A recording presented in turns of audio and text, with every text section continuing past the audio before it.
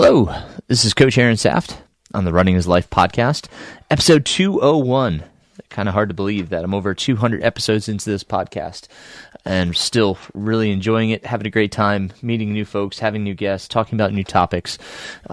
It's awesome to still feel inspired to do this podcast, to have fun, to talk with all these guests. And today is no different. I've got two of my coaching colleagues in Faith Raymond and Gordon Collins. I met these two at the UESCA coaching conference out in Colorado Springs this past fall.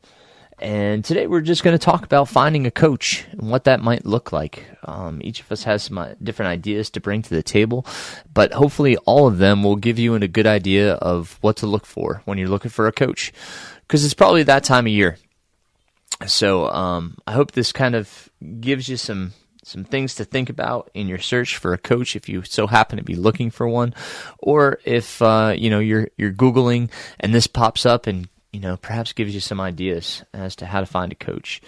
So I appreciate the two of them coming on for their time and sharing what they have, and they're both open for coaching clients.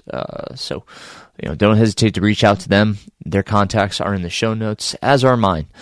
My docket is getting pretty full. I am fortunate enough to have a lot of athletes right now. But if it is a conversation you want to have, I certainly can have that conversation with you. And if I do have space, because spaces do open up when I least expect them to, because that's just the way life is, I'm happy to have that conversation and see if we're a good fit and bring you on board. So if this does invoke or provoke questions for you, don't hesitate to reach out to one of us or all of us. We certainly appreciate it. And with that, I hope you enjoy my conversation with Faith Raymond and Gordon Collins. All right, guys, I've got some awesome coaches with me here today. Why don't you guys start by introducing yourselves and tell us a little bit about your running and your coaching and even your personal life, if you so feel inclined. Faith, you want to start us off? Why not? I love being chosen first. So my name is Faith. I am an ultra running coach and ultra runner myself. I live here in the great state of Vermont, where we're getting a lot of rain instead of snow right now, which is kind of odd, but that's the way it is. So I don't even remember when I started running, to be honest with you. It's kind of all melded together now. And of course, as you get older, things fall into the recesses of the aged brain. So you just don't remember, timelines anymore. I think I've been running ultras for, I don't know, probably 8 or 10 years now. I started later in life, and that's kind of what drove me to be a coach. Is I realized that there was an empty space especially for like masters women in the coaching industry, and with athletes getting that type of support, because it's a little bit different than our younger counterparts need. So that's kind of how I get into coaching. That's the majority of my athletes are either peri or postmenopausal women. I do have one token male on the team. We say that he has a harem of female athletes, and he loves it. So yeah, and I do have a couple of younger runners as well, but the majority of them are older. And it's what I love to do. It's what I do as a full-time job. I'm also a part of UESCA, working with the admin, behind the scenes with that. But that's what I do, and I love it. And for those that don't know UESCA, can you just briefly explain what that is? United Endurance Sports Coaching Academy. They are the gold standard in coaching certification. They have the only ultra running certification out there. We are constantly adding to our repertoire of availability, the different certifications that are available. And I am their director of coach development. So I help coaches with whatever they need, whether it's starting their business, they're having a problem with an athlete, or they don't know how to program something, they can always reach out to me. Thank you. Awesome. Great. And then just to add on, Faith was also recently on the podcast. So if her voice sounds familiar, you can hop back on her episode. I'll put that link in the show notes for her episode. We talked about the menstrual cycle and menopause. So Faith, welcome back. Also welcoming for the first time, Coach Gordon Collins. And Gordon comes to us from the great rainy north as well. We're recording this on December 19th. That's a touch point there. So everybody understands where we're coming from when we talk about the rains. I know, Gordon, you've been under some stress lately with the rains yourself, but thank you for being on here. Thank you for having me on. Thank you for Faith for inviting me as well. Yeah, we've been pretty rainy here. I think we're on about hour 27 or 28. I'm running on my generator right now, and I live on a hill. I'm very lucky. They're still evacuating areas of the community where water is still kind of creeping up. We haven't seen the worst of it yet. So definitely keep Lewiston, especially Lewiston has not had a very good few months. Keep us in your prayers for sure. So again, thank you for having me on. I, like Faith, got running late in life. I just kind of ran smaller 5Ks and 10Ks a few times. Started to lose joy in it just because it became monotonous. Met up with a local run club, learned about these big long races that they do. Signed up for one. My first ultra was a 100 miler. I dove right in. I went from a 25K to a 100 miler. Did very well in it. And since have had success all over the country running hundreds. I've won a few of them. I really enjoy the distance. I love the mental strategy. I love the mental stress. I love the psychological factor of it. And I, having had about a quarter century of management experience in different disciplines, not specifically running, but production, business management degree, and otherwise, I really realized that there's a lot about the physiological effects or physiological gains from running and how to do that. They write libraries on that, but there's not a ton on the psychological aspect of it. So I dove into coaching, hopefully to teach young ultra runners how to push themselves mentally in these races, which, as you guys know, and obviously looking at your tremendous year, the psychological impact can be the deciding factor. Sometimes it's not the body failing, it's the mind. So that's what brings me here today. Fantastic. That's awesome. What's your favorite 100 so far? Ooh, tough call. We have the Riverlands 100 here in Maine. It's our only 100. I've finished it twice. I've won it once. That's a really good one for me. I've run so many great races. I ran the 100-mile wilderness on the Appalachian Trail without support. I finished it. I didn't get the FKT. I came very close, but that was a whole different level of it. I love the distance. I love starting a race in one day, knowing you're more than likely not going to finish it that same day. I think that is such an amazing experience. So. That's fantastic. Well, again, we're talking about finding a coach, and in that it's a process, right? And finding a coach and finding the right one. Sometimes people have an idea of what they're looking for, but when we begin looking for a coach, what do you guys think are some of the steps that folks should take, perhaps in finding a coach? Do you want to start us off, Gordon? Yeah, I mean, I think when people start looking for a coach, and I mean, coming from a management background, I think of all the different people in our lives that coach us on a daily basis. I mean, again, you're a father, you're a coach, you're an athlete, all the different things in your life that you recognize what can happen if you don't have the right people in your life mentoring you, right? So you try to surround yourself with people that share your goals, right? And I think that's the first thing you have to look at when you look for a coach is, what am I trying to do here? I honestly believe that that's probably the biggest thing. You have to know what you're chasing. If you're going to buy anything, any product, you should probably find what it is that you really want. When you shop for a car, you'll go through all the trims and features, and you wouldn't buy a sports car if you lived in snow country, right? So you really have to look at what you need, and that's probably the best way to start off. Right on. And Faith, what do you have to add there? So first I'm going to say, I apologize now if you guys hear the cat in the background. I keep muting because he wants to be a part of the conversation, but you may hear him chime in, and I apologize for that. So to capitalize on what Gordon said, there's a lot of moving parts to this, right? There's a lot of things that you need to consider when you're starting your search for a coach. And I actually came across this very situation in a Facebook group the other day where someone was asking specifically, well, I'm signed up for this race. I'm looking for a coach who has experience on the course and who knows the race. And I've interviewed a couple of coaches, and one I really resonated with. We got along great. I felt like that, that connection, like we would make a good team, but they've never done the race.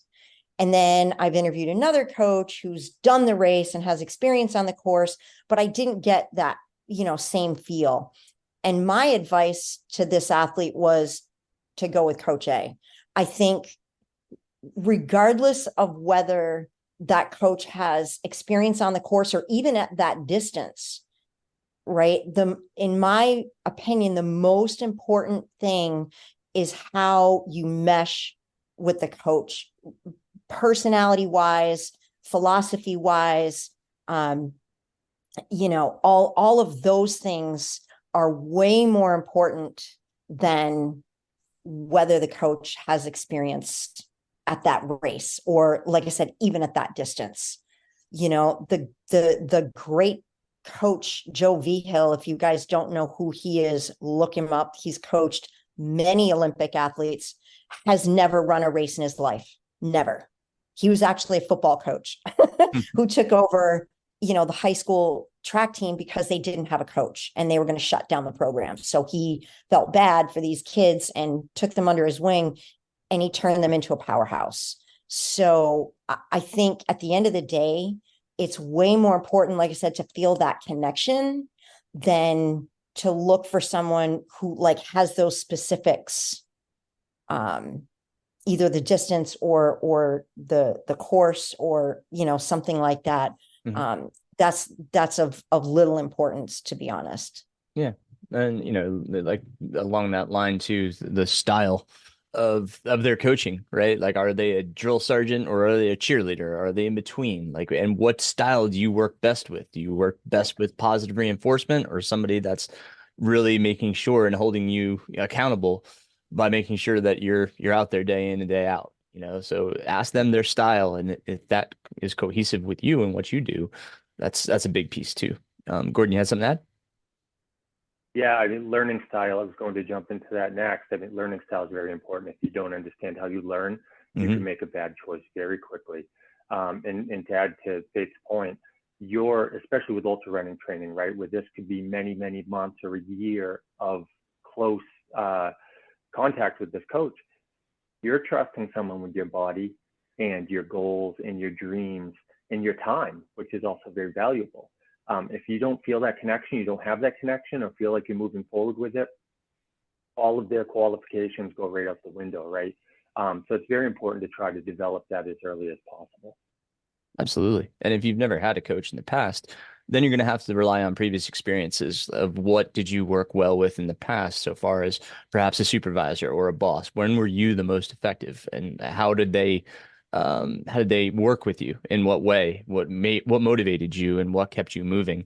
So, if you haven't had a coach, that's okay. Just think about your previous experiences and how that went with people that, managed you, and managed what you did. How were your parents, and how did you react to them? I can think of a few coaches that I've had in the past that, their coaching styles didn't necessarily meet my expectations. And I should have learned that up front. By asking, hey, like, how do you measure metrics? What are you looking at when I work out to tell me that was a good workout? Because there were some that had no metrics to go off, and they were just telling me I did the greatest workout ever, but they had nothing to go by. And so, I kind of felt like I wasn't getting the feedback that I wanted because they had nothing to give me feedback on. So, those are important questions to ask too, how, especially if it matters to you, like it matters to me. I'm a numbers guy. So, I want to make sure that if somebody's coaching me, they have that capability of looking at my metrics and telling me, okay, yeah, heart rate looked really good here, or you were too high or too low, or you're not recovering enough. That's important things to me. So, think about these little things that, make a difference to you, because it can make a difference in your training and the outcome of your race. So anything else there, guys? All good? I think that's good. I think we can move on to the Yeah, next sure. Okay. So we prepared about 10 questions here to go over. So we'll just kind of keep going here. What are questions runners should ask about themselves so they know what they're looking for in a coach that'll make them better match with their personalities and philosophy? We started to touch on this, and Gordon, you started to really touch on this. Do you want to go a little deeper on that? Yeah, I mean, again, in my management experience, now the difference between business management and athlete management, of course, is I don't normally have to chase people that I work with. Ordinarily, something happens in business, they're brought to me from a different department, or they're hired. Sometimes I do the recruiting, but I often don't have to chase for people. But in the end, you do have to learn someone's learning style. You have to find out how to connect with them. And that is very, very important. It helps if a runner knows that, and some don't. For instance, like you were just talking about, you're very data driven. That's very important for some people. It's important in training in general, but some people just don't respond to numbers. They simply don't. I've worked with athletes that are very emotionally driven. You have to find a way to make that emotional connection. Or maybe they're just goal driven. I've worked with runners that want to run a race that I've done very well at, and that's why they come calling on me, right? So you have to find out what the runner, what the athlete, what their learning style is. How do you connect with them? You could be the smartest person in the world, and if you can't relate to them, it's not going to work. So again, that's what the runner should be asking is, how can you deliver that information to me? We talk about, like, I use a lot of feedback forms with my runners. I let them tell me the information and then walk them through that on their training runs. I know Faith is very driven on Training Peaks, which is a fantastic tool. That's also a great, I don't know what you use with your runner specifically. Yeah, but that's also either the communication piece there and the learning style, and just finding that is very important. So that's, just to elaborate on that. Right on. Faith, what you got? So I think one of the things I find, and it's not only when I speak to prospective athletes, but even after they come aboard, sometimes their goals change. And that's okay. But I think in order to be the best athlete you can be, and in order to make a good coach-athlete relationship work, you kind of have to get a little more focused on what you want to do. Whether it's, I'm going to PR a half marathon, or I'm going to do this 100-miler and build up to it. So I'm going to do a couple of 50Ks, in there and do this 100-miler.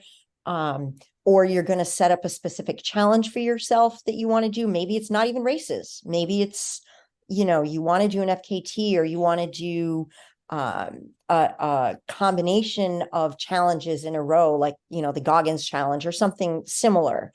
But the point is, it's something that you should kind of already have in your mind when you're looking for a coach, because that can make a huge difference in whether that relationship works.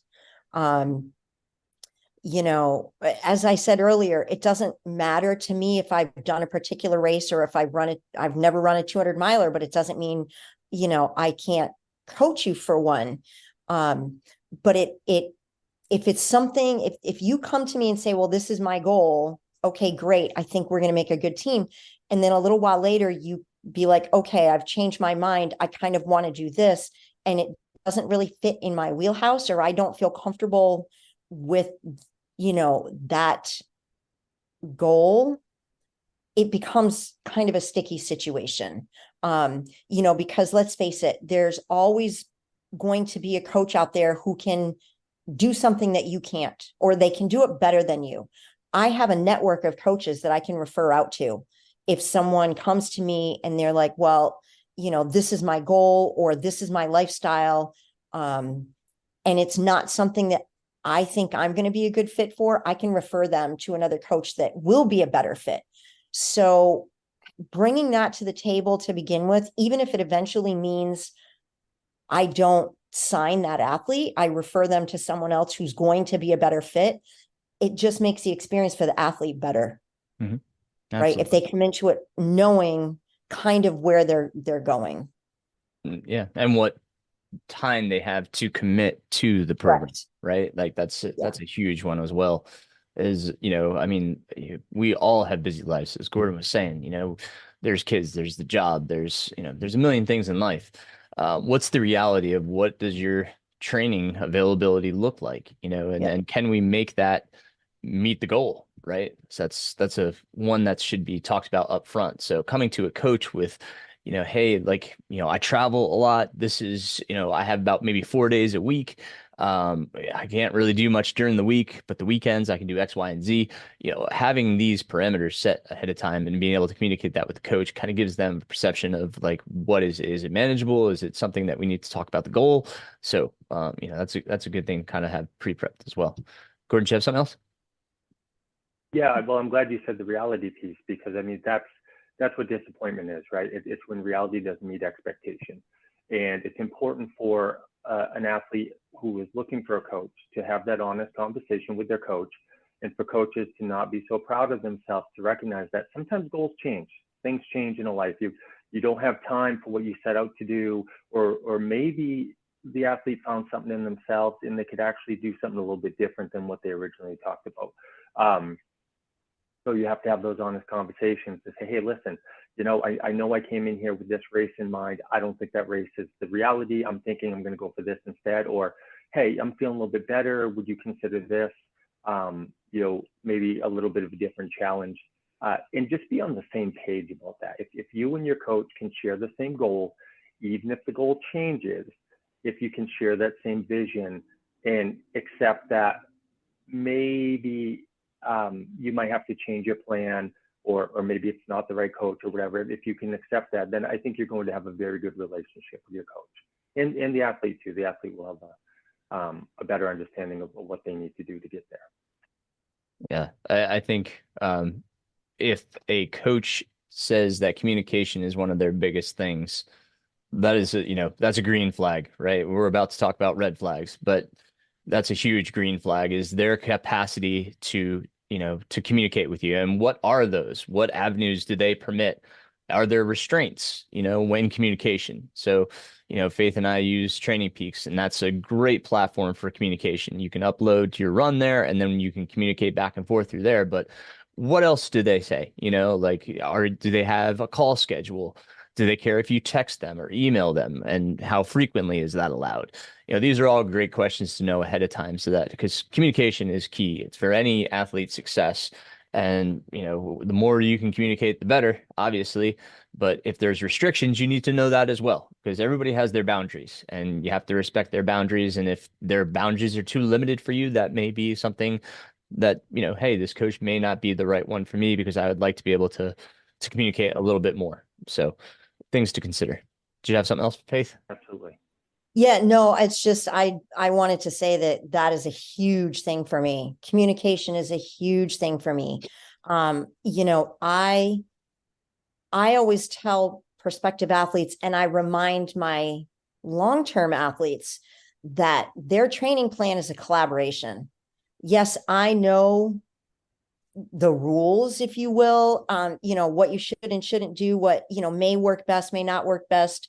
But at the end of the day, they live in their bodies, they live in their lives. They know, how much outside stress they have, whether it's kids, elderly parents, school, work, any combination there above. So the best plan for them is one that we come up with together, and that we, it organically changes based on their feedback and, how they're feeling both in their body and in their brains. Right. So and granted, I do have a couple of athletes who do very well they do their plan, they're doing well with their plan. They don't communicate a whole lot. They do respond if I ask them, hey, how you doing? But they don't need a lot of hand holding, right? They're pretty self-sufficient.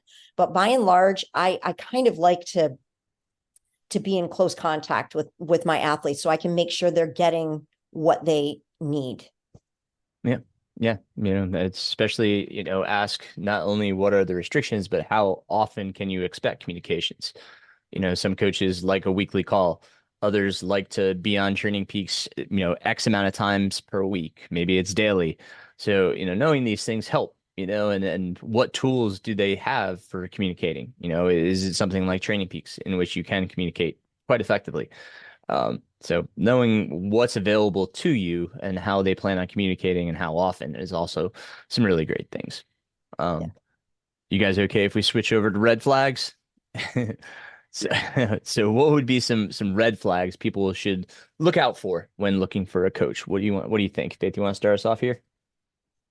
The biggest red flag for me is a coach who uses static training plans. Like it's okay if you create static training plans and sell them on Training Peaks or sell them on your website. But if someone's coming to you for personal coaching, it should be personal. It should be individualized. I've often had two athletes who are friends. One of them referred the other to me. They came aboard. They're doing the same race. And one of the early questions was, why isn't my training exactly like hers if we're doing the same race? Well, that's a great question to ask. Thank you for asking it. And here's why. It's because you're paying for individualized training. And you were doing X amount of miles, long runs on the routine, whereas your friend was doing this. So you're not at the same level. This is why, maybe you're doing your long runs together because you want to do your long runs together, but yours might be 14 miles and hers is 12 miles. And that's why, right? So that is a huge red flag, unless it's some kind of group like training plan that you're offering, or they're buying a static training plan from you. If someone who's looking for a coach is talking with a coach or even hires that coach, and then they come to realize, hey, I'm doing like the exact same thing as so-and-so, I'd be asking why. Sure. Good point. How about you, Gordon? Yeah, I mean, I actually had a number of them down here because I mean, as you saw at the USCA conference, I mean, there's a lot of coaches out there, right? And it's good to have that meeting and see who's out there in the I don't remember what Coop called it, the coachiverse or whatever he called it, but to see what kind of things are being promoted and pushed out there. And to Faith's point, if you're selling static plans on an individualized coaching, you're selling product over people. I don't want that. People are coming to a personal coach for personal experience. Don't try to push product. Try to sell who the person is that you feel they can become with a proper training plan, right? To hit their goals. A big red flag is sponsor. That's a big red flag to me. If they're selling all these different products. Now, some of them probably work. Some of them work in certain situations, right? But you can't sell products before you sell people, not in the personal coaching business. So that's always a tough one on me. I'll also add another one. Your coach has to have at least a simple understanding of physiology. We're people, we have different parts of our body, we're all different. If your coach can't understand who you are as a person and recognize the limits of the training that they're putting on your body, or learning to stress certain things, or I come across this pretty frequently, the differences between male and female bodies, right? And the different ways that has to be coached, right? If your coach can't provide even a simple understanding of physiology or has a certain X factor for certain things, it's going to be very difficult to work with that coach. Right on. For sure. The other thing that sometimes I see is coaches going outside their scope, and I had one athlete actually, she was shopping around and asked me, if I'm injured, is that something that you can help me with? Can you help me figure out what's going on and, what I should be doing? And I said, absolutely not. And she said, no. I said, no, if a coach ever tells you that and they are not medically trained, then they are outside of their scope, and that should be a red flag to you. So make sure what this coach is advertising is within their scope, right? Like it is within their practice, what they are qualified to do. That's a huge thing because a lot of us, we wear many hats, that's for sure. As coaches, we do a lot of things, but we have to know our boundaries. And some coaches don't understand those boundaries and go beyond them, and that can be a detriment to the athlete. So be really careful when you're shopping around for a coach that they're not trying to do too much outside of what they really should be doing. The other thing too is I always, I caution people about price point, right? There are a lot of coaches out there, and there are a lot of different price points, and it's based off of what the individual coach's needs are. But what are you getting for those dollar, right? Like what is it that you are actually getting when it gets down to the bottom line? If you are paying top dollar for a name and there's not much coming with it, perhaps that's not the best option. Okay, so don't be taken just because it's a big name person, right? You're paying them for a really good service. And so make sure that service is worth that dollar point. So, I mean, I hate to say it that way, but so that's the reality these days. Yeah. Go right ahead. Yeah, I wanted to add on, Aaron, to what you were saying about, staying in your lane. Mhm. Let's face it, our athletes sometimes get injured, right? Mhm. Through no fault of their own, roll an ankle, on the trail, something like that. It's not their fault. It's not your fault. And I've had that happen, right? And, well, what do I do now? Well, first of all, we need to get you to a sports medicine doc or a PT, and then so this one I have that I'm thinking of right now, if she listens to this, she's going to miss her. But she did get injured. She went to her PT. The PT worked her through it and then sent her and myself a return to run program. And we built that into her plan. We progressed her based on the key points that the PT had put in the plan. If you're feeling okay, then we can do this. If you're not feeling okay, and we got her back to running. So my point is, yes, you need to stay in your lane, but a coach should be willing to work with your medical team, right, to implement that return to sport plan, whether it's a PT, a doctor, sports psychologist, if you're having, some mental stress that is taking you out of the game. Yep. That coach has to be willing to work with that team to get you back to your sport. Yep. That completes that thought for sure. Go ahead, Gordon. Yeah, I mean, that encompasses everything about boundaries, right? I mean, a coach needs to know what scope of work they do. And tying that back into what Aaron said about coaches with big names. I mean, there's nothing wrong with an extremely talented runner getting into the coaches sphere. But if they've succeeded mostly on their physiology, just because they've had past success, and that was one of the things I put here, if the first thing you see that the coach promotes is everything they've done in the past and been successful at, from a runner's perspective, it doesn't always mean that they'll be a good coach. It's great. I'm proud of people for doing for having success. I've had a fair amount of success in distance running myself, but that's not my strength. I understand certain aspects of it. My management training is probably a bigger driver of my coaching interest beyond my own personal running success. If the first thing you see is a list of accomplishments from the running perspective, but not from their coaching values, that's probably a red flag that they may not have everything they need to be a good coach. Sure. Yeah. And, they should have their coaching philosophy somewhere. If they have a website, that should be on there. And, it gives you a good kind of glimpse into what they are as a coach and what they believe as a coach. So that's a good starting point too, is just looking at their website or whatever it may be, their social media, and kind of finding out from there. And if it's not posted, it's a good question to ask up front. What are your coaching philosophies?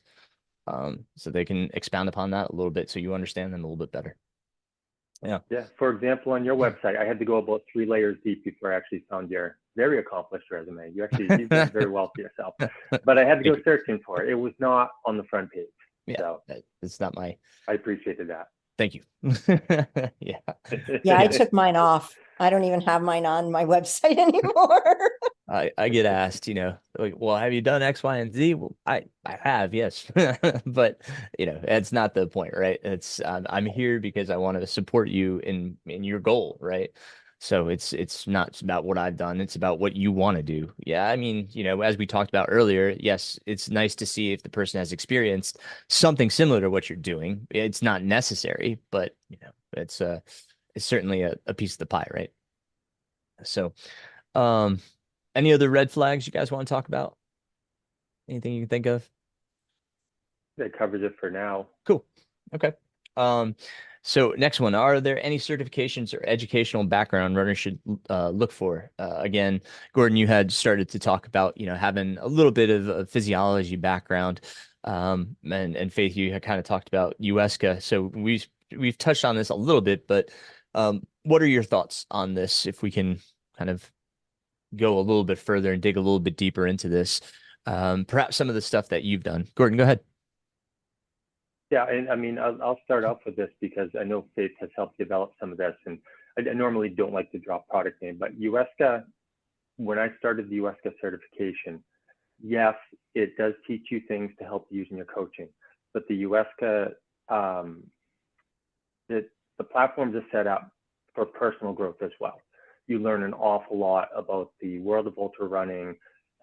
Most of us are runners ourselves, right? So it teaches us a lot about how we work as much as it is to how to help other people. I think USCA is a great platform.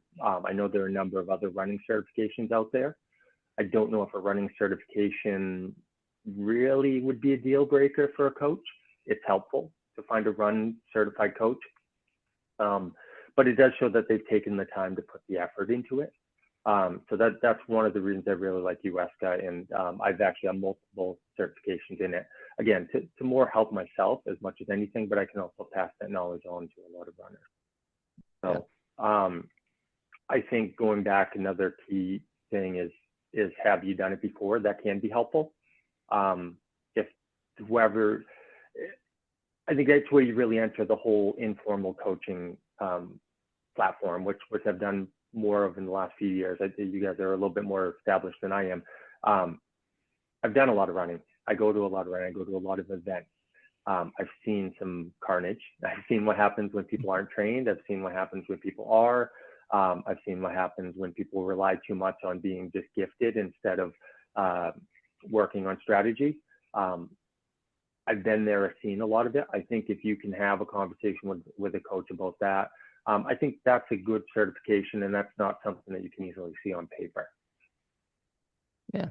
And I think it's a good thing too, as we were just discussing, is that they continue, right, to try to learn. What are they doing to continue to try to learn? Not necessarily gaining a certification, but what are they going, and are they reading something? Like what are they into to help them, continue to evolve as coaches? All three of us were at the ultra running conference, right? And Jason Koop's coming up with his mentoring program. And so there's all these continuing ed opportunities for coaches, and are they taking advantage of those to continue to become better coaches and hear what's out there presently?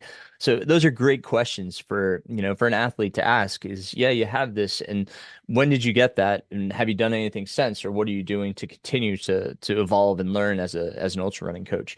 And it's not necessarily that they have to take courses, or it can be just something that they're continuing to read online, or do, or read a magazine or whatever it may be, but is there something they're trying to do to become better coaches? Faith, what do you think here? Yeah. So, I think that an athlete should, yes, you want to look at the coach's website and see what's there and see what they've done and things of that nature. But as you said, it really comes down to having that conversation when, you're speaking with a prospective coach. There's coaches out there. I mean, and it's not just running coaches. It happens all the time in all kinds of different industries. So most of the certifications that you can get are online, especially since COVID, right? There's very few that are now in person. I'm not sure if USATF or RRCA has gone back to in-person meetings yet, but I know everything went online, right? When in the COVID era. When you're self-taught, if you will, and it's a self-paced program and it's an open book exam, boy, it's really easy to just pay for the certification, open up the book, and take the test the next day. And I know people that have done that with whether it's USCA, RRCA, any of those. You didn't learn a thing. You just, wanted the letters after your name. So it's really important to have that conversation with any coach that an athlete is speaking to, so that athlete knows that the coach knows what they're talking about. Like, they didn't just get the answers out of the book and jot them down on the test and submit it and get their certificate to hang on the wall.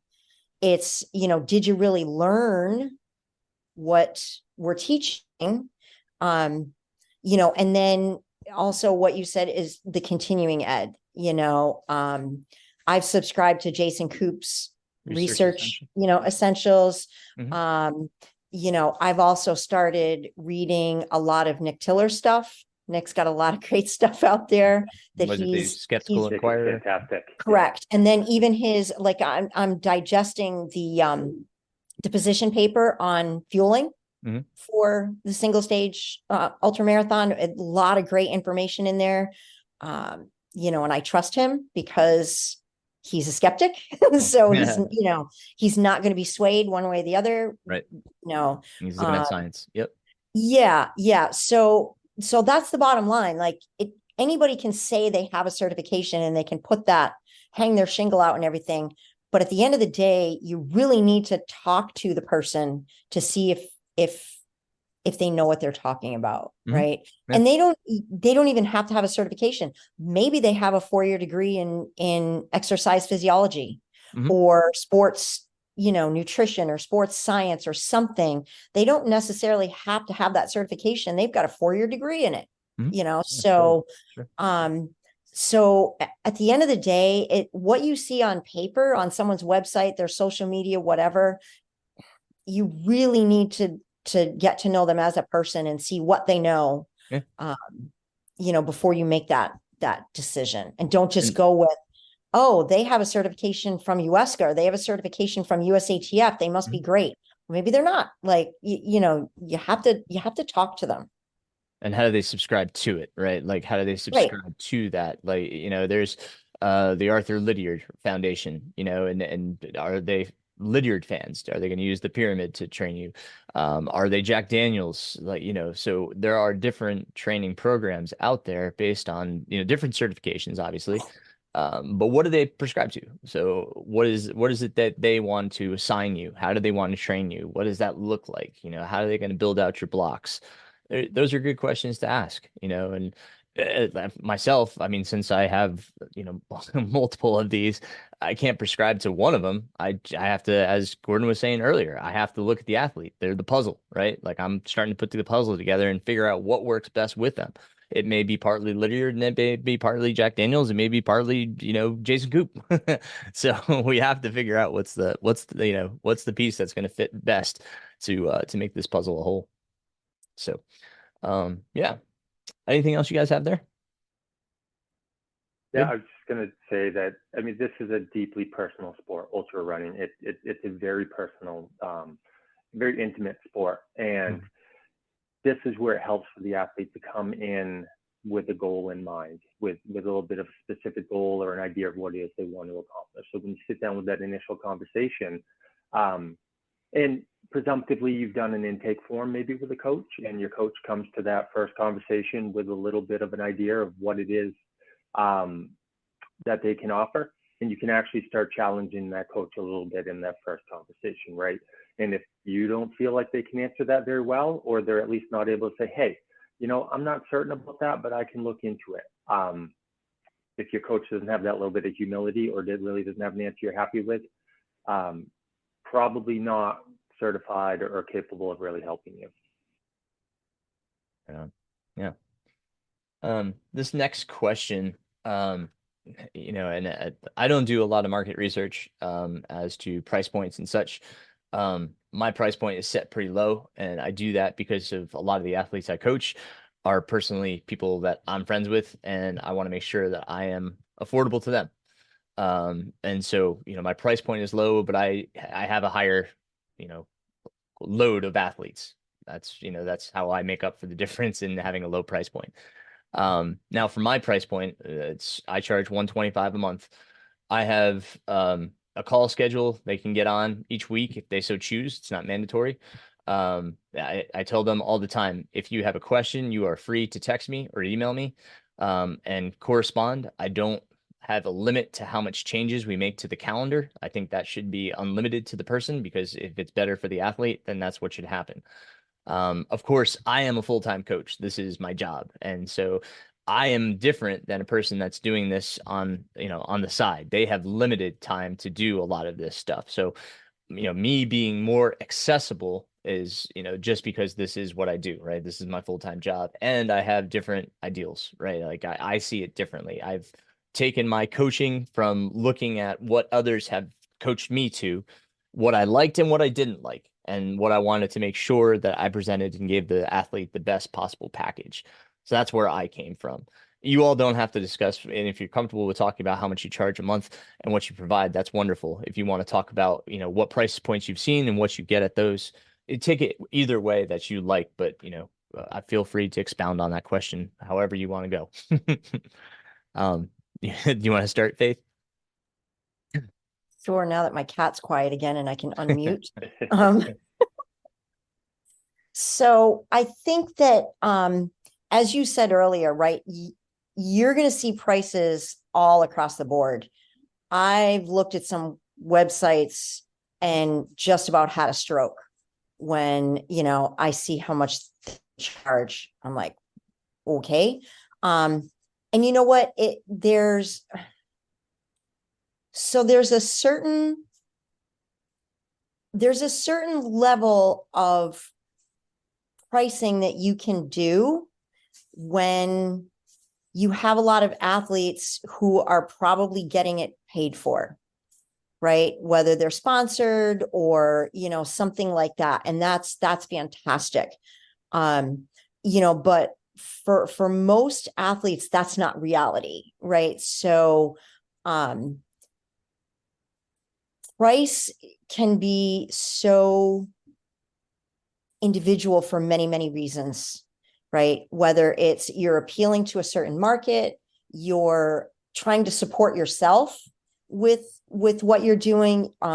You're trying to have, maybe your income is your family's play money, so it's disposable income. So, you can price yourself a little bit differently. But at the end of the day, I think all of us try to price ourselves by the value that we provide and what we feel like we're worth at the end of the day, right? When you think about how much time you spend with each athlete and then kind of distill it down and go, well, so how much am I getting paid per hour? Maybe that matters to some coaches. Maybe it doesn't matter to others. For those of us, my husband is retired. So my income is supplementary, and we do use it to help pay the mortgage and whatnot.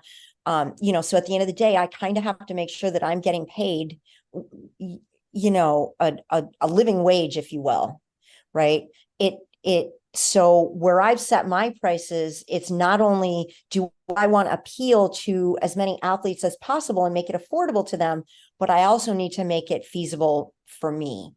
So when an athlete is shopping around right? And they're looking at that, it would be really helpful for them to keep that in mind, right? If they see one coach who's charging $400 a month and they see another coach who's charging $50 a month, well, maybe they're going to be inclined to go with the $50 a month coach because it's less expensive. But what do you need to ask that coach, what are you getting for that $50, right? And wonder why are they priced so low? Like this is a whole game, right? I get that question of a lot of new coaches. How do I set my prices? Well, it's a puzzle, right? Doing the market research, seeing what other coaches are charging, what services are they providing, what education do they have, how many coaches or how many athletes, do they carry? I don't carry a really big roster. It's simply because I don't want to, not because I can't, but I don't want to. I like having a more intimate roster of athletes, that I can give a lot of individualized attention to. Even though this is basically my full-time job, I still want to make sure I have time for me, right? So I want to keep my roster small. And so I kind of had priced myself, and it's funny that you bring this up because I started off very low when I started my business, and then within a year or two realized that was not sustainable, right? I mean, we do have training peaks to pay for and, other things, to taxes and all of that stuff. So I went about how am I going to raise my prices and not offend anyone and not lose, part of the market, whatever. So I split into a 3-tiered pricing plan, thinking that, I'm going to give, all my athletes the same treatment at this lower price point. That's what everyone's been paying. But now I'm going to add these other 2 tiers with some extra services, thinking, everyone's going to come in at that lower price point. And wouldn't you know, the first few athletes I signed after that all came in at the higher price point, wanting that. So, it's all depends on what the athlete wants and what they want to pay for. But they also have to remember that we have bills to pay too. So. Absolutely. Gordon, your thoughts? Yeah, well, I mean, both of you do this full time. I don't. I have a day job.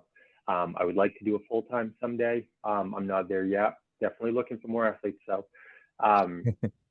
however, we have to recognize the people that we coach, right? For most of them, this is a burden, right? In terms of price. Unless we're dealing with elites, I don't have any elites on my roster. I don't know if you guys do or not. Unless you're dealing with elites that are being paid to do this and it's a requirement of their job, this is a burden on people. That being said, the fact that it's an extra cost for them does not mean that you have to, sacrifice a piece of yourself to put that cost out there. I mean, it's a simple rule of business. At some point, it should make money, unless somehow you're giving it away with the hope of gaining business elsewhere. So I've looked around a lot of price points. I've looked at, there's one of the presenters at the conference. I looked at their website and all of the coaches they did. And I saw that there was kind of a median range for most of them. There were definitely some names that added a lot more, but you couldn't differentiate the services between a lot of them. So as an athlete looking for a coach, I think you can kind of get, I think like the way you've broken it down to us is like $100, $200, $300 price point. $300 I think would be on the extreme end. You're an elite, you probably get some pretty good services, a lot of training peaks, a lot of possible hands-on time and otherwise. I think you'll find most of what's on the market at both the $100 price point, give or take a little bit. And you really have to look at that and say, is that valuable to me as an athlete, right? And that's really all I wanted to add to it. I don't have a fixed price point. I'm still at a point where I can get paid in beer sometimes. That's not a bad way to go. Not ideal, but I'll enjoy it. I don't have a fixed price point. I think that's roughly the low end. Hey, I want a training plan that works for me. Check in a few times a month, adjust it as necessary, maybe not a lot of hands-on time. Above and beyond that, there's a lot of time that I give being in the field, pacing.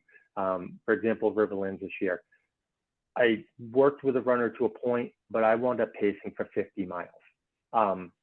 You're not going to charge for that, right? I mean, well, you should if you're coaching, but in this case, it was more of a friendly first 100 type of situation.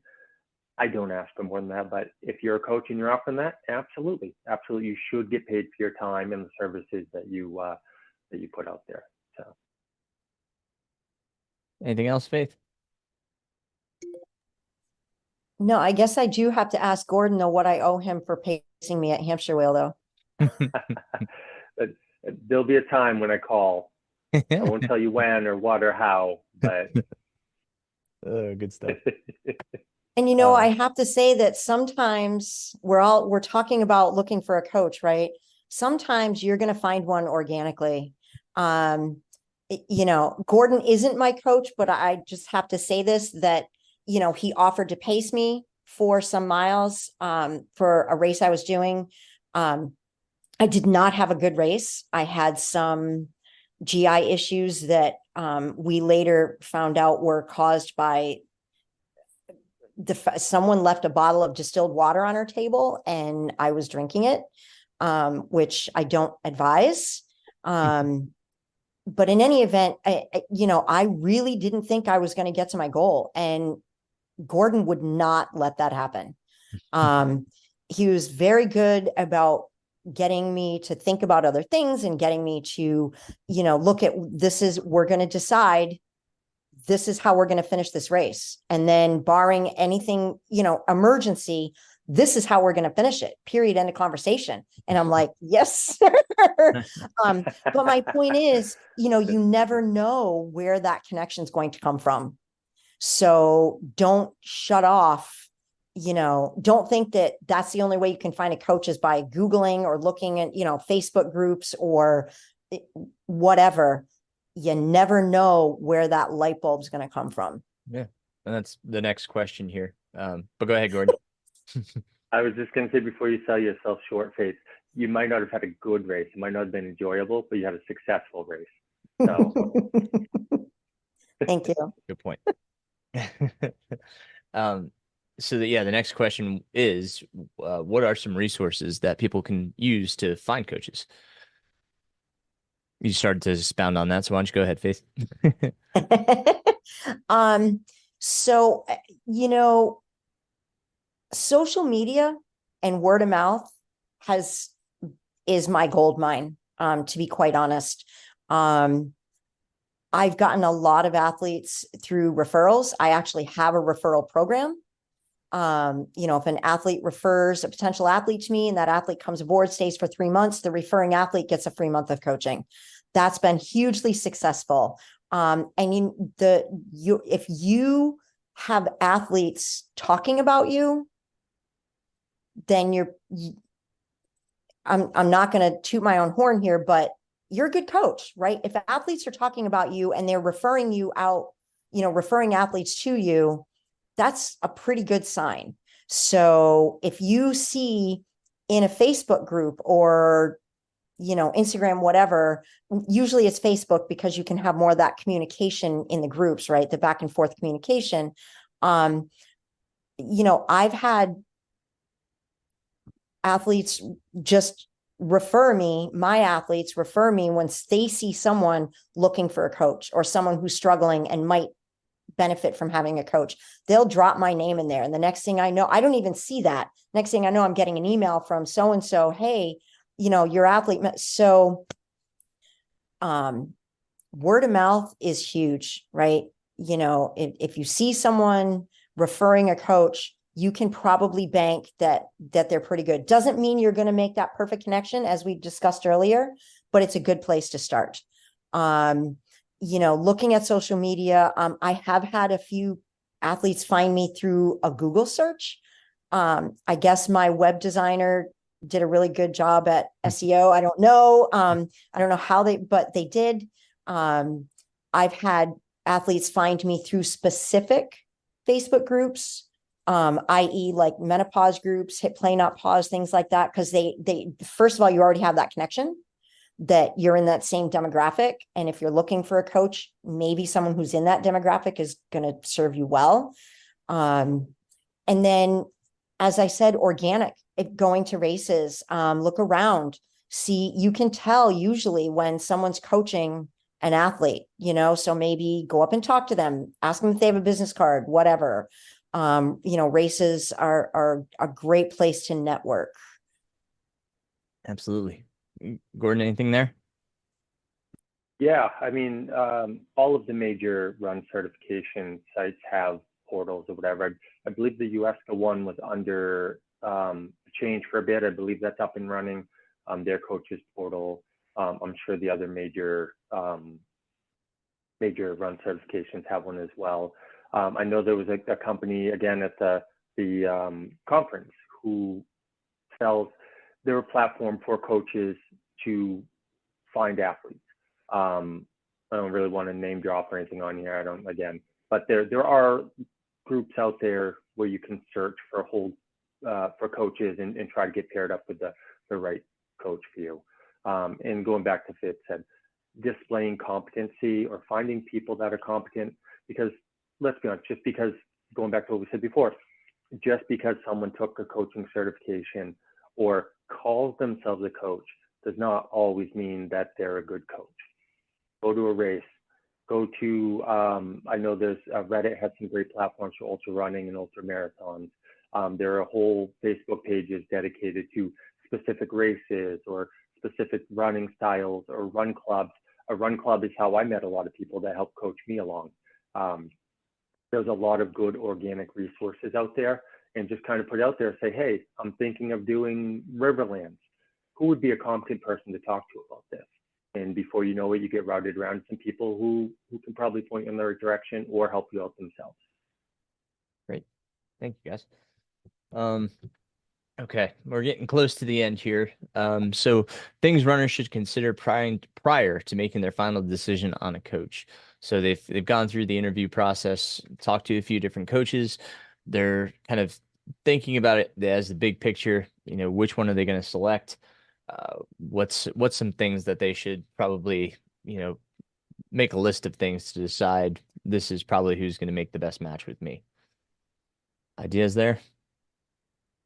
Go ahead, Gordon. Yeah. You're going to spend a lot of time with this person, especially if you're ultra running. You're going to spend an awful lot of time with this coach. Can you make that connection with them? Are you comfortable with them sharing personal information with you? A lot of coaches do put a lot of things out there about their athletes. You want to be sure that that's something you want to share on your journey. And is that something that you're willing to put out there, and the commitment to the money and the time as well. It's hard if you're going to choose a coach, especially for ultra running, it's going to take months to develop the person that you think you are. Are you ready to commit that money and the time? Because if you're wrong, then you're out all of that training time, right? It's not easy to just turn around and say, hey, this isn't working for me. I want to back away from this. Because especially if your goal is a race, right, you only have a certain window to attack it. So before choosing that coach, you want to be very careful about picking the correct one, because if you're wrong, and by the time you think you should be making changes or getting to a certain point, if you're not there and can't have an honest conversation with that coach, you may not have time to hit your goal. That's for sure. Yep. Yes. And Faith, any thoughts? Yeah, so I guess I'm not sure if I would wait until like I've interviewed a bunch of coaches to have some of these things in mind, but it's just it's something that I was thinking about as you were asking the question.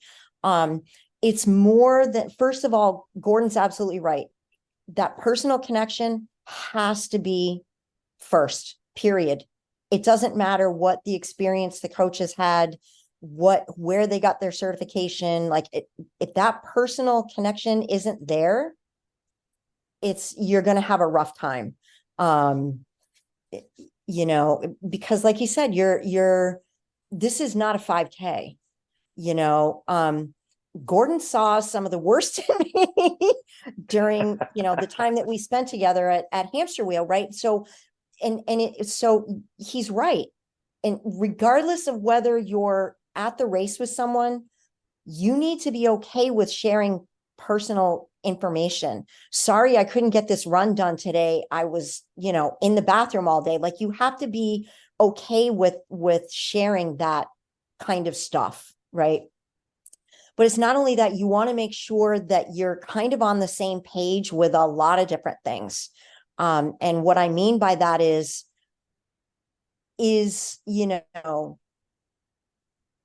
so my personal philosophy is I don't do a lot of high mileage. I don't do it myself, and I don't do it for my athletes. There's lots of studies out there that are showing now that, especially for older women, you don't need that high mileage to do these things, especially if you have a lot of years under your belt of running. So does that philosophy mesh? Right? If you're someone who wants to do a lot of high mileage and a coach you interviewed says, well, I don't really do that, that might not be a good fit. Keto athletes, I can't coach a keto athlete. I'm not saying there's anything wrong with it, with being, following a keto nutrition plan. I have no idea how to coach for that, because, we know that it's very hard to do high intensity when you don't have any carbs in your body, blah, blah, blah. But there's many coaches out there who are great they do it themselves. They're great at coaching it. It's not me. Right. So strength training, we know how important that is, but maybe there's an athlete who's like, look, I hate it. I'm never going to do it. So if you're a coach who really wants and understands the importance of having that strength training, maybe that's not a good fit, right? So it's not just about the running. It's about all the other stuff too, that you want to think about when you're interviewing coaches. And I hate to use that word because it's a collaborative, right? I decide as well if I'm going to take on an athlete. It's not just, are they going to hire me, but maybe I don't feel like it's a good fit and I put the kibosh to it. But so there's lots of other things well beyond the running that an athlete wants to make sure that the coach checks those boxes, right? So if they have that list going in, or maybe they didn't have the list, but the coach touched on it, so they jotted it down. Now you can look at that and see, maybe there's going to be only one thing that sets one coach apart from all the rest of them. And that's going to be the deciding factor for you. Yeah. And, a lot of it comes down to values, right? What are the values of both the runner and the coach? And do those values mesh well, right? Understanding each other from the get-go. When a runner tells me my family comes first, it's like, I get that, right? Like, I totally understand that. I'm the same way. I've got 2 kids, right? Whereas, like, there's coaches that I've had that don't understand that. They've never had those restraints put upon them, like to have, younger kids and those responsibilities. So they don't get it when things pop up, So if your values and those values match and you understand each other, right? You've had those personal life experiences, that's huge, right? And it's not to say that coaches that aren't parents are all not the right choice. They may understand those values, but there are certain coaches that certainly don't. And, it's just because they haven't had those experiences and don't know how to relate to them. But, like I said, it's just understanding each other's values. So great stuff there. Gordon, you also started to talk about when you're not matched properly with a coach. And I'll start this conversation with, I've been on both sides, where I've interviewed someone and I've told them I am not the coach for you. And they said, well, how do you know? I said, you don't sound to me like you want my style of coaching. Like, just from our conversation, I already can see that you don't want to take advice I'm going to give you. And they said, well, I want to try. And I said, I tried it once and they had about a month with me and they said, you were right. This isn't for me. And so it happens, and that's okay. Like, as a coach, I understand, like, I am not going to be the right coach for every runner out there. And I've had it in the past where I've been coached and I've had to tell the coach, unfortunately, hey, this is just not working for me. I'm not getting the response that I need. And I've tried to communicate that with you. And those communications have unfortunately fallen on deaf ears. I'm going to have to part ways with you. And that's a hard conversation, especially if you're in the midst of training. Because as Gordon said, it's tough to pick up another coach that far into the process, right? Like, you want to pick up a coach at the beginning of your process.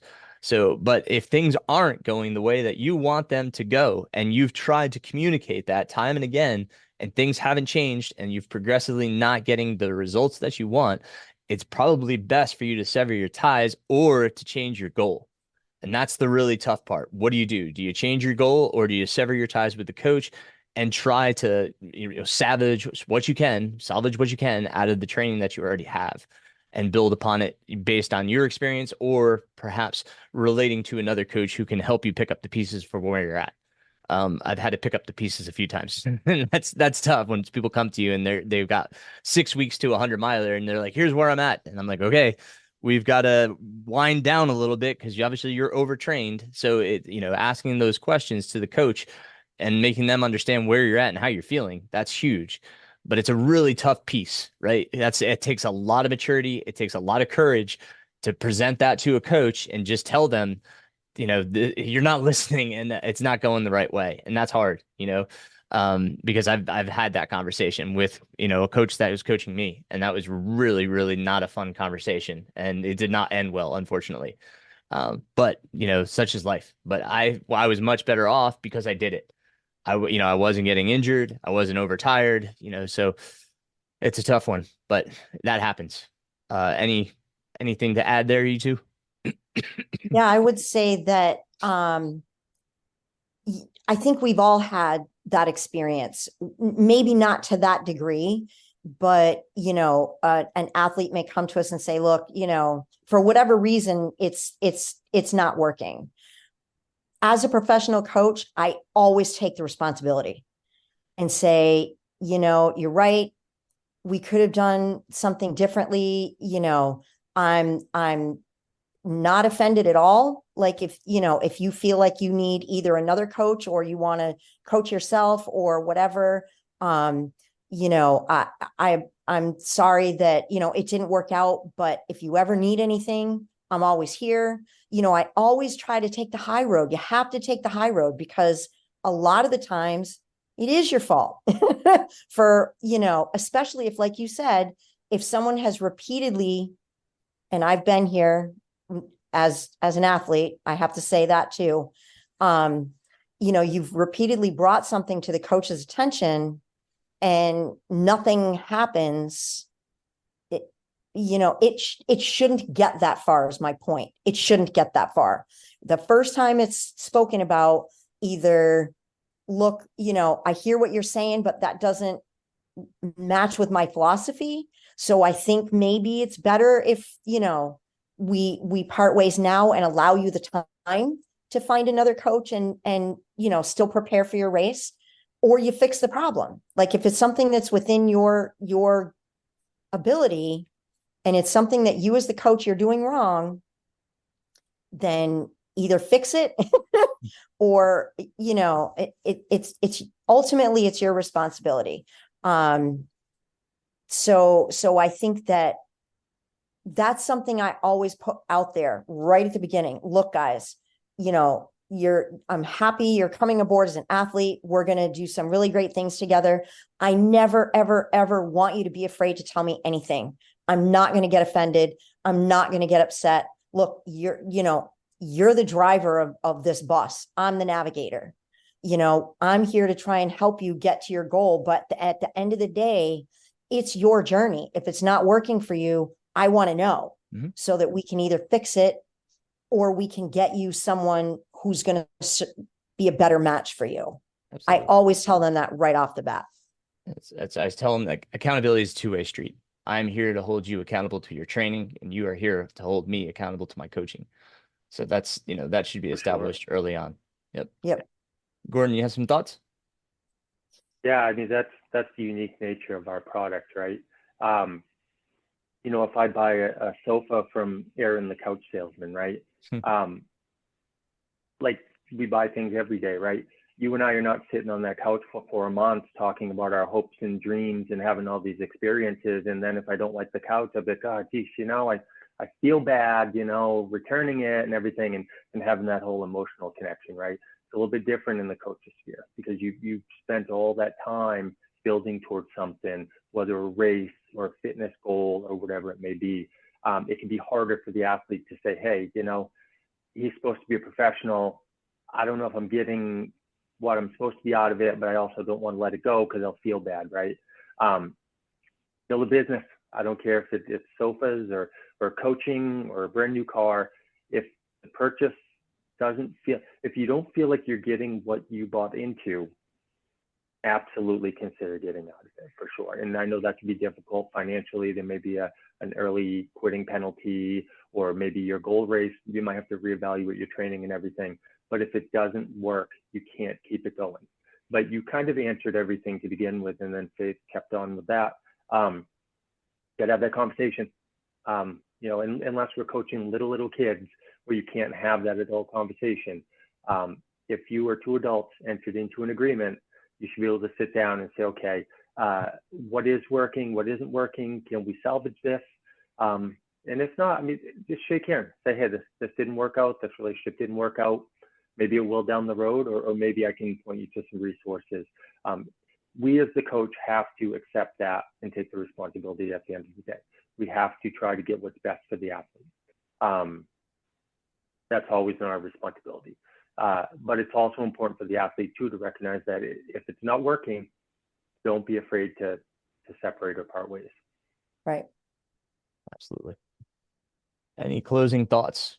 Anything that you guys want to touch on that we missed, or? No, I think. Sorry, Gordon. Go ahead. Okay. I was just going to say, we are out here trying to sell a product first and foremost, right? And going back to what I said in the opening, it's imagine a world without anyone around you to coach you or mentor you or help you in any way, right? We happen to be a very specific type of help, but the ultra running world is growing. The running world is growing, and it's important to people to look at what they do physically and see if it's worth continuing on the way they do, risking injury, risking maybe not hitting their goals, hitting their successes.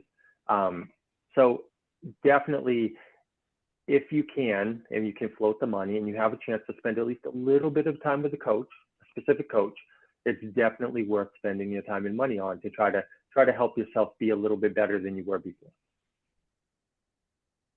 Yeah, I agree. I don't know about you two, but I'm a coach, but I have a coach.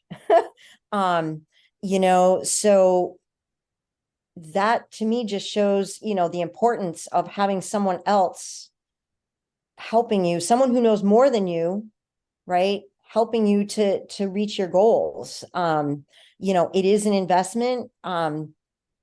But I think, and it's not to say that, static training plans don't work, because they do, right? Thousands, millions of people use them every year to finish 5Ks, marathons, 100-milers, whatever. But at the end of the day, did they finish them to the best of their ability, right? Could they have been better served by having something more individual? And that's the crux of it, right? Like none of us are ever going to get rich doing this. None of us are ever going to be able to, be the perfect coach for every athlete, but we do care. At the end of the day, we care. We do this because we care. We want the best for our athletes, our friends, our family, even just people that we talk to on social media that we're not, actively looking to coach. Maybe they asked a question and we have the answer and we want to provide it because we just want to help. At the end of the day, I think that's most coaches' philosophy is they just want to help and they want you to have the best experience you can. Great points. Thank you both. Thank you for your thoughts and sharing everything. So connecting with you too. Faith, what is the best way to connect with you? My website is runlongrunstrong.com.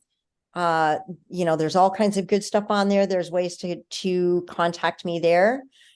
You can also find me on Instagram at runlongrunstrongendurance. Those are probably the best two ways. Very good. Thank you. And for you, Gordon? Yeah, my website's still in development, but you can reach me at Trail Legs Running on Instagram, or my Facebook page is Going with Gordon. Kind of highlight some of my adventures as well as some of my coaching points. Great. I'll put all that in the show notes. Are you both looking for athletes as we speak? Yes. I have a few open spots for next year. Very good. And you too, Gordon?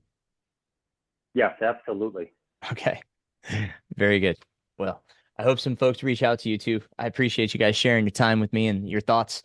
I will get this out, and man, I hope you guys have a great 2024, and hopefully we'll see each other at the USCA conference next year.